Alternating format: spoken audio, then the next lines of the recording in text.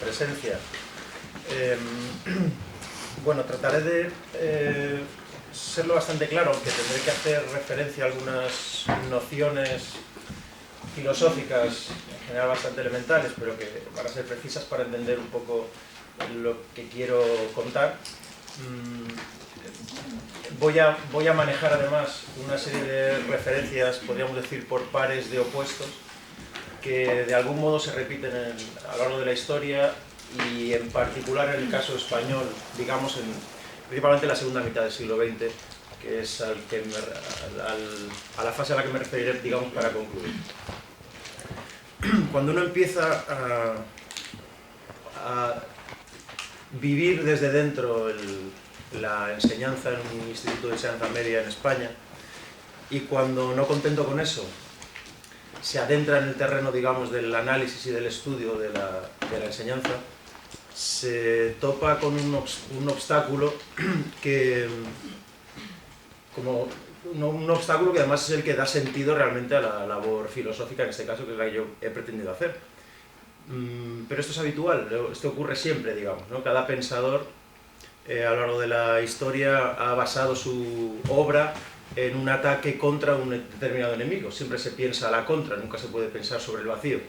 De tal manera que, igual que supongo que los químicos tuvieron que utilizar como plataforma de impulso a la contra la alquimia, pues de algún modo, a la hora de estudiar la enseñanza, uno se encuentra con la pedagogía como la plataforma de impulso que, desde el punto de vista de la filosofía, a mi juicio, es de Platón, que consiste básicamente en la demolición de confusiones y de mitos que impiden la racionalización del fenómeno que se está estudiando.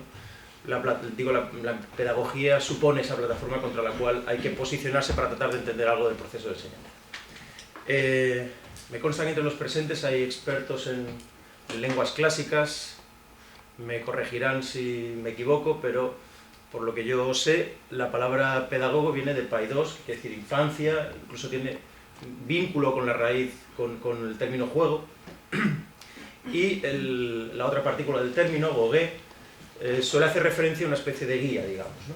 Hay un texto divertidísimo de Unamuno, del que estuvimos hablando ayer, en Amor y Pedagogía, en el que él propone tildar en la i la palabra demagogía, para explicitar el paralelismo etimológico entre demagogo y pedagogo. El pedagogo era el esclavo que llevaba a los niños, que los conducía, que los guiaba de la mano, ¿verdad? Porque no podían ir solos, hasta la escuela, donde aprendían a sumar, a restar, a leer a los clásicos, a leer a Homero, a Hesíodo. Ese esclavo, cuya única labor consistía, por lo tanto, en conducir a los niños hasta la escuela, se ha acabado convirtiendo precisamente en su figura opuesta. De tal manera que el profesor es ahora, de algún modo, en las instituciones, al menos en España, que son las que conozco con cierto detalle, el profesor es, de algún modo, o se ha convertido en el esclavo que está sometido o a expensas de las instrucciones que el comisariado casi político en que se han convertido los gabinetes de orientación tienen a bien proponer. Voy a tratar de explicar ese trastruque de posiciones. Voy a tratar de explicar cómo a lo largo desde la Grecia clásica prácticamente hasta el caso español en la segunda mitad del siglo XX se ha producido ese trastruque de posiciones. Ya cuando estaba estudiando la carrera, me llamó mucho la atención un texto de Platón y en particular un pasaje sobre el que yo he trabajado bastante, lo menciono en el libro y en otros lugares, porque me parece que daba la clave con respecto precisamente al proceso de enseñanza. Y ese pasaje del que ahora recordaré es el que me permitió a mí esbozar siquiera un proyecto de teoría general de la enseñanza desde un punto de vista que considero es materialista, una especie de materialismo filosófico que esbozaré en términos elementales, ¿no? El pasaje pertenece a un diálogo que se titula Menón, en el cual Sócrates hace llamar a un esclavo y, por medio de una serie de preguntas, le plantea un problema matemático que se convierte en un problema geométrico realmente, o para ser más precisos, un problema matemático cuya solución está en la geometría y no en la aritmética. Es el famoso experimento del esclavo de Menón, en el cual Sócrates le propone hallar la superficie doble de un cuadrado previamente dibujado. Lo realmente, sin entrar en disquisiciones más técnicas o de más detalle, uno de los aspectos que más me interesan a mí de ese proceso que Platón describe ahí, para empezar, lo que se produce es un choque, un encuentro entre dos subjetividades racionales finitas, una de las cuales es ágrafa, es analfabeta, salvo el detalle esencial de que sabe griego, que es lo primero que le pregunta a Sócrates. ¿Sabes griego? Sí, entonces podemos seguir hablando. No importa que no sepa nada de geometría. A lo que se dedica Sócrates en ese proceso es justamente a ir destruyendo por medio de preguntas todas y cada una de las ideas que se le van ocurriendo como respuestas al esclavo. De tal manera que llega un momento en el que el esclavo no sabe qué responder, se ha dado cuenta de que las ideas que se le van ocurriendo son completamente falsas. Esto lo explica muy bien Alain, que es un filósofo francés, cuando dice aquello de que, comentando este pasaje, es muy importante darse cuenta de que la primera idea que se le ocurre a uno siempre es falsa. Y eso es lo que le pasa al esclavo, precisamente. Lo que quiero decir con esto es que la filosofía y el proceso de enseñanza, porque ahí realmente Sócrates le está enseñando sin enseñarle, es un proceso de destrucción.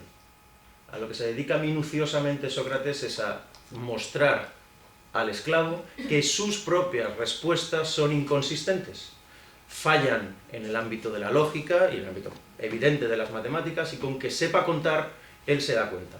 De algún modo que da la posibilidad, ofrece la posibilidad de que cualquier ser racional finito, digamos sin lesiones neuronales serias, pues es perfectamente capaz de entrar en el proceso de aprendizaje. Es muy interesante fijar, digamos, el contexto del diálogo, claro, porque en la primera parte del diálogo Sócrates ha hecho exactamente lo mismo, pero con alguien que, lejos de ser un analfabeto, es un experto, es un sofista, que es Menón. Y el proceso es realmente el mismo, pero literalmente.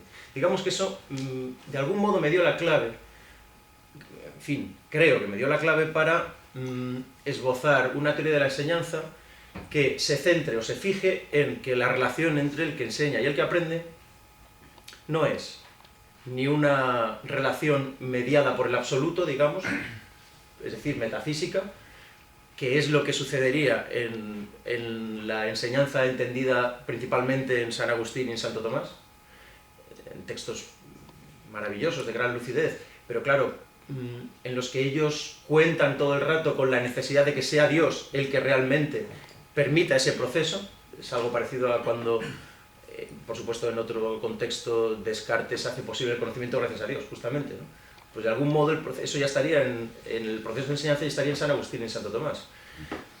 Lo realmente interesante es que a partir del siglo XV-XVI, con las figuras de Comenius y luego sobre todo de Rousseau, ese absoluto encarnado en Dios, que era el que hacía posible el tránsito y la transmisión de conocimientos de dos átomos, dos individuos incomunicados entre sí, que es Dios, digamos, el que los ponía en conexión, digamos que de alguna manera, de una manera más o menos paulatina, con muchos matices, ese absoluto encarnado en Dios vendría a ser sustituido por la naturaleza.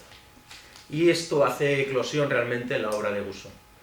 En Rousseau es la naturaleza la que desempeña esa función, literalmente. De tal manera que esto incluso compromete a la concepción de la enseñanza como una especie de salvación del pecado original, que en Rousseau es una salvación del pecado social, ya no del pecado original, claro, porque sería de algún modo la sociedad la que habría pervertido esa naturaleza pura, espontánea, esa bondad esencial del ser humano. Recordarán sin duda en pasajes del Emilio en el que uno que me llamó particularmente la atención, en el cual Rousseau dice que al niño hay que enseñarle en una sala en la que no haya absolutamente ningún objeto que pueda ser perjudicial para él, que le pueda ser dañino, porque con que haya un cuchillo con el que se pueda cortar y él vaya a cogerlo y hay que decirle que no. lo cual es introducir la perversión de la sociedad en esa pureza originaria y natural que es el buen salvaje. En este caso, el buen salvaje es el niño, los buenos salvajes con los que nos encontramos en la trinchera, en clase a diario. Pues lo realmente interesante es que, claro, Rousseau estaba hablando de una enseñanza privada, a un niño en particular. Por supuesto, no encaja con las coordenadas de sistemas masivos de enseñanza, pero lo curioso es que al menos en España siempre, o con enorme frecuencia, se ha remitido a Rousseau como referencia. En particular, en el prólogo de un libro del año 86, un libro oficial editado por el Ministerio que era preparatorio para la ley del 90, ahí el ministro Maravall cita explícitamente a Rousseau. O sea que sí, Rousseau ha estado presente, digamos, en lo que yo denomino el paradigma pedagógico de la actualidad, ¿no?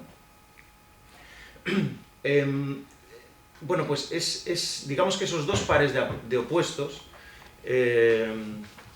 San Agustín y Santo Tomás por un lado y Comenius y Rousseau por otro, vendrían a reproducir de manera, en fin, con las variantes que quiere la historia, ¿verdad? Y que imponen las diversas épocas, pero vendría a reproducir, al menos en parte, la confrontación que se produce ya en la Grecia clásica y entre la cual se ve inmerso Sócrates y que marca el contexto en el que Platón construye su obra precisamente, que es el enfrentamiento entre la sofística y la poética antigua y la sofística, ¿no? La poética vendría a representar el principio de autoridad, básicamente, una enseñanza basada en el principio de autoridad. Recordarán todos los presentes cómo Platón en la República expulsa a Homero de su República, pero lo expulsa como profesor. Lo expulsa en el sentido estricto de que la transmisión de la sabiduría ancestral por medio de la poética, que no es un mero capricho, claro, sino que procede, como todos sabemos, de la necesidad de memorizar por la vía del ritmo y del verso la sabiduría ancestral, pues se basa, como digo, en el principio de autoridad, con lo cual quiebra completamente esos automatismos racionales que son los que Platón pretende poner en juego y que muy gráficamente, digo además no en un sentido metafórico, sino literal, muy gráficamente pone en juego en el experimento de Menón. Digo lo de literal porque es que para resolver el problema hay que dibujar un cuadrado, y hay que dibujar la diagonal del cuadrado, que es lo que da la clave de la resolución del problema. Llega a decir Platón que los poetas no los queremos como educadores en la República, dice, y a Homero menos que a ninguno, precisamente porque es el mejor técnicamente. El mejor es el más hábil y es el que con mayor eficacia neutraliza el principio de racionalidad, que es el enemigo frontal del principio de autoridad, ¿no? Curiosamente, por cuestiones, por causas socioeconómicas diversas, empieza a emerger en ese momento un grupo de profesionales, literalmente, que son los que dominan las nuevas técnicas que, en un contexto como es el del ágora ateniense, son las que van adquiriendo cada vez mayor importancia y mayor peso, que son el arte de hablar en público y de adornar el lenguaje. Parecería que, confrontado con los poetas antiguos de la tradición, los sofistas vendrían a ser unos personajes innovadores, técnicamente revolucionarios, porque dominan unas técnicas que son completamente novedosas, y que por lo tanto vendrían a suponer una oposición frontal a la poética.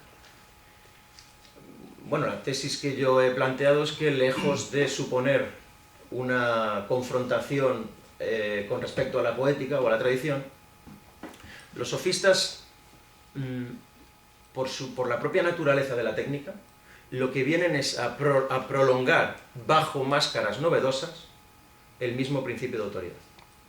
De tal manera que si el poeta es el depositario de una sabiduría ancestral que no es posible poner en cuestión, el sofista se presenta a sí mismo no como el depositario de una sabiduría ancestral, sino como el dominador de unas técnicas que, ante los que las ignoran, tampoco puede ser puesto en cuestión. Y de lo que se da cuenta claramente Platón y luego también Aristóteles, y suponemos Sócrates, es del artificio de esta técnica que se basa en un puro formalismo. Es decir, el contenido del discurso y por tanto su relación con la verdad es completamente irrelevante. Es más, es contraproducente. Cuanto más se ajuste el discurso a los deseos de los que le escuchan, mucho más eficaz será ese discurso. Lo que yo planteo es que hay una especie, digamos, de línea de continuidad en la cual la propuesta platónica queda como un oasis completamente olvidado. Y lo de olvidados tampoco es una metáfora, porque es preciso recordar que el conocimiento para Platón es anamnesis, es decir, es recuerdo. Y por lo tanto la amnesia es precisamente la base de la ignorancia. Esa línea de continuidad, a mi juicio, está también, o se puede detectar, también entre la pareja San Agustín-Santo Tomás y la pareja Comenius-Boussot. Boussot, que vendría a hablar incluso de la blasfemia del pecado original, porque el pecado original precisamente plantea una concepción de la naturaleza humana que podríamos catalogar como pesimista, un pesimismo antropológico al que lógicamente se enfrenta. Sin embargo, y esta es mi tesis, de un modo paralelo o análogo, como se habría producido entre la poética y los sofistas, es en esa dialéctica entre la tradición católica y la tradición protestante en sentido muy amplio, ¿no?, de Comenius y de Boussot, habría también una línea de continuidad. Es decir, sería el modo más eficaz de mantener un vacío material por medio de un cambio formal.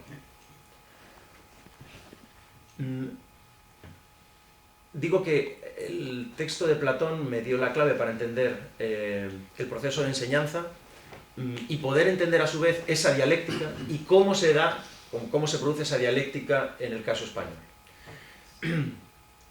Por lo tanto, a mi juicio, digamos, la base de una posible teoría filosófica de la enseñanza vendría a plantear lo siguiente, y como digo, es básicamente una reelaboración del planteamiento de Platón. Básicamente el fundamento de esta teoría, si es que lo es, está básicamente en Platón, como digo. La cuestión sería la siguiente. Cuando Copérnico, Kepler, Galileo, Newton le dan la vuelta al paradigma científico vigente hasta la Edad Media, al geocentrismo, y cambian completamente el modelo, partiendo de un modelo heliocéntrico, eso, como sabemos, cambia completamente el paradigma, lo que implica que todas las leyes o teorías que se plantean encajan en ese paradigma. Uno de los problemas que se le presentan a Newton es precisamente el de la atracción a distancia, que es un problema que Aristóteles no tenía.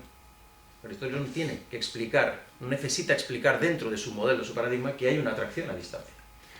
Newton sí se enfrenta a ese problema al cambiar el modelo. Y en algún momento Newton recurre, esas cosas fascinantes de la historia de la ciencia, ¿verdad?, recurre a una noción, a una sustancia que había quedado relegada al olvido precisamente por el propio cambio de modelo, que era el éter. Entonces Newton supone que tiene que haber una sustancia, que el espacio no puede ser vacío, sino que tiene que tener una cierta sustancialidad. Él lo llama éter para explicar la atracción a distancia. Bueno, que entre la relación entre esos dos átomos que son el profesor y el alumno, también hay que explicar la atracción a distancia, es decir, la relación a distancia y la transmisión de saberes a distancia, dando por sentados que si no recurrimos al absoluto, sea la mediación del absoluto, sea Dios o sea la naturaleza, consideramos a los sujetos que intervienen en el proceso como átomos. Es decir, en principio son como núcleos incomunicables. ¿Qué es lo que hace que pueda haber realmente una comunicación que no esté basada en misterios metafísicos o ya sea divinos o ecológicos? A mi juicio, la clave está en Platón, como he anticipado. Lo que hace posible que pueda haber una comunicación, una conexión entre esos dos átomos es la geometría. Es decir, la relación entre el profesor y el alumno requiere una base geométrica. No digo que todo profesor sea un geómetra, aunque en parte sí, claro. Por eso Platón ponía en la academia, no entre aquí, que no sepa geometría, le prohibía la entrada a los ageómetras, ¿verdad?, a los que no sabían geometría, no porque no fueran a estudiar allí geometría, sino porque la geometría pone unas condiciones sin las cuales el conocimiento no es posible, sencillamente. Esas condiciones son las que habrían sido olvidadas por la modernidad, por la Edad Media y luego por la modernidad. De alguna manera, el caso del esclavo del Menón es clarísimo, a mi juicio, porque lo que Sócrates en el diálogo le plantea es que se despoje por entero de su personalidad, digamos de su yo. Lo que en términos actuales denominamos yo, los griegos, en fin, con mucha distancia, pues no es exactamente lo mismo, pero en todo caso tenían una palabra para referirse a algo análogo, que es idión. El idiota es el que, digamos que está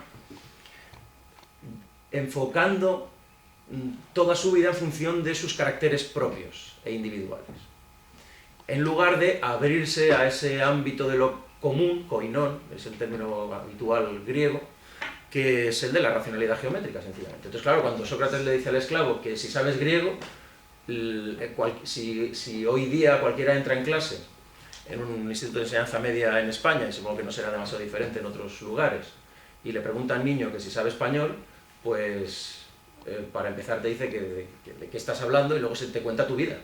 Te cuenta su vida, lo que acaba de hacer con el compañero de al lado, si alguien... Es decir, habla por su boca el idiota. Cuando el profesor lo que quiere es sencillamente saber si habla español, ¿para qué? Pues para poder establecer un vínculo que sea común, a partir del cual esa conexión pueda producirse, sencillamente.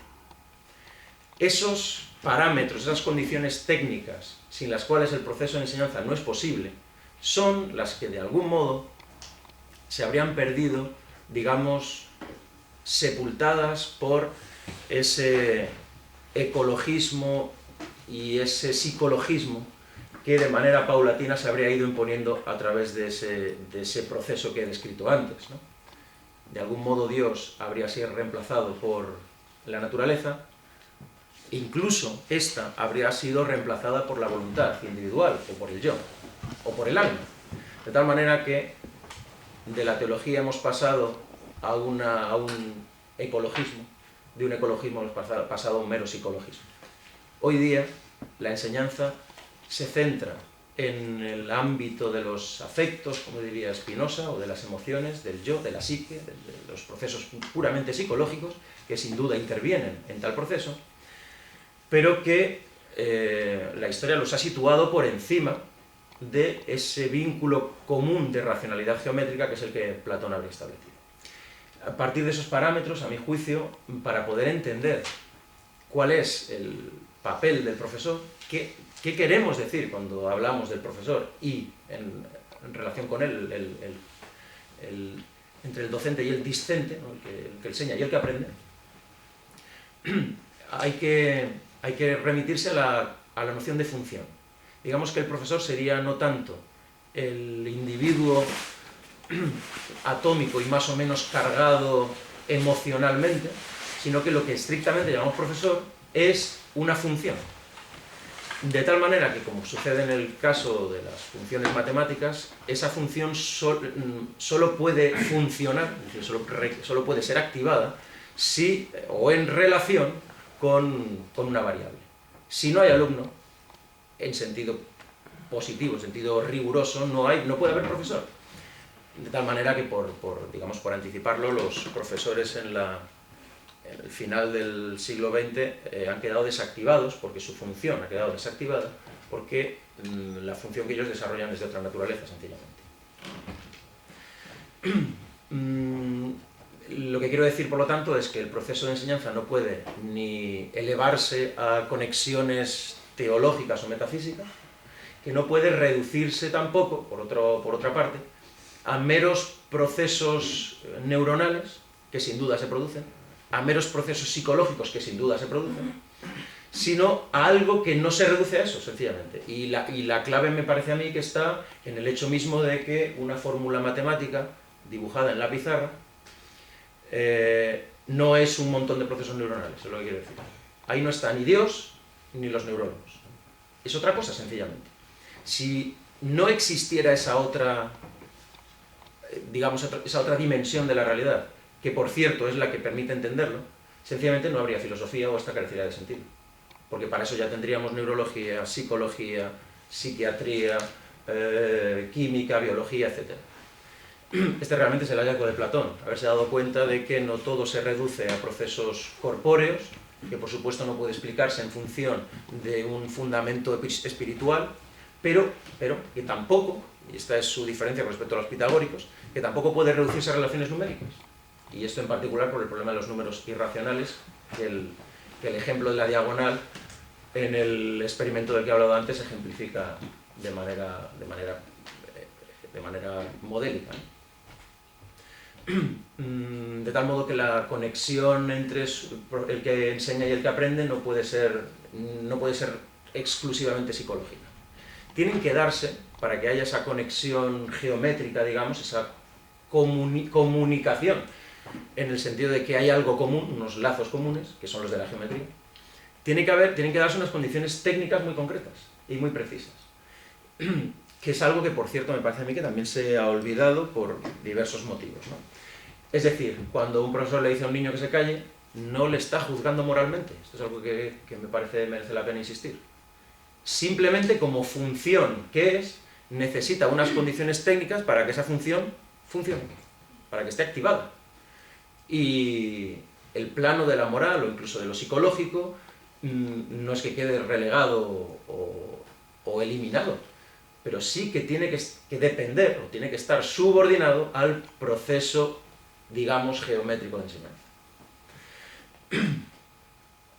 ¿Qué es lo que sucedió en la España de la segunda mitad del siglo XX, por no remontarnos antes, ¿no? Hasta ese momento al menos, lo que yo al estudiar la legislación de los sistemas educativos españoles pude detectar fue que, digamos que hay como dos planos o dos escalas que deben distinguirse nítidamente para no entrar, para no verse envueltos o embrollados en los mitos, los dogmas y las confusiones habituales. Esas dos escalas son las del aparato retórico, digamos, es decir, lo que se lee en los documentos, lo que se lee en las obras de referencia, y digamos, los componentes materiales que permiten explicar, siquiera en parte, la evolución de los sistemas educativos de enseñanza y de la legislación, al menos en el caso español. Lo que quiero decir es lo siguiente. Todo sistema educativo, en el caso español al menos, desde principios del siglo XIX, que es cuando propiamente se puede hablar de algo parecido a un sistema nacional de enseñanza, responden siempre a las necesidades materiales, es decir, económicas, demográficas, técnicas, de un Estado en proceso de construcción.